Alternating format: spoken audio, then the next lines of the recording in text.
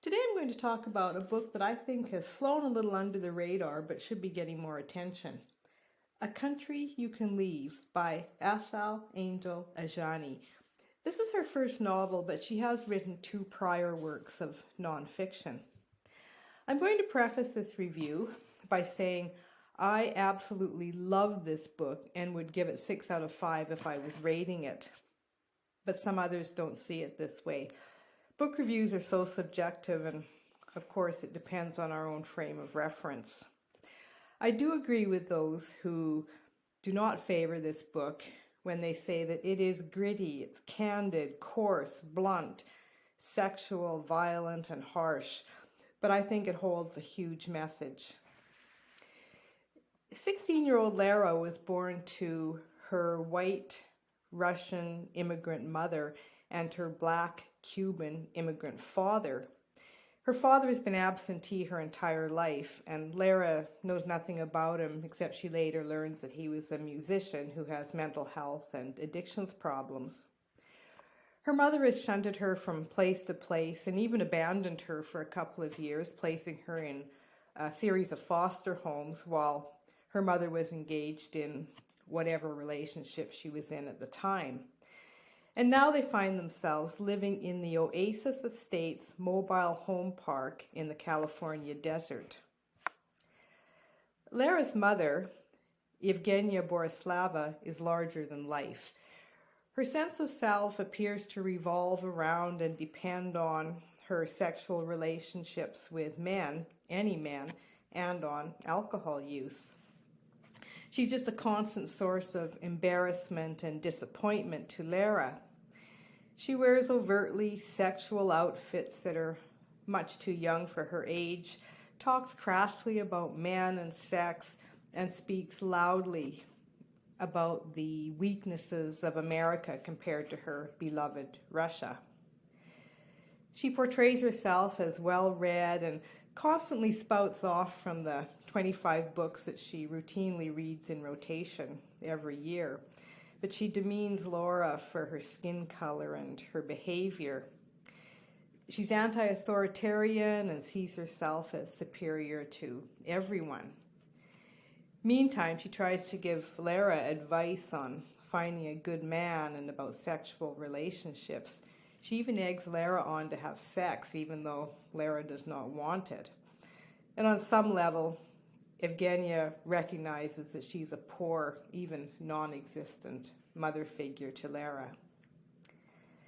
Now, Lara is dark-skinned and yearns for a stable relationship with her mother, but she ends up being an equal and sometimes even a parent to her mother as they try to survive in poverty, and Lara even has to clean up after her mother when she's in a drunken state.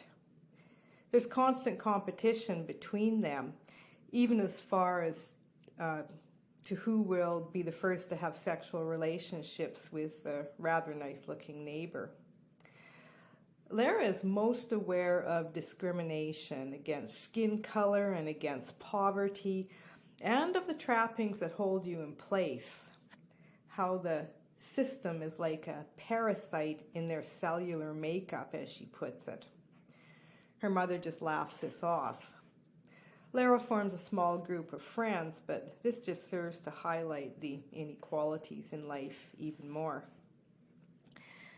The strength of this book is in the writing. I've never read such a well-painted picture of the cycles of poverty, of violence, of addictions, of mental illness, of abuse, neglect, grief, and intergenerational trauma.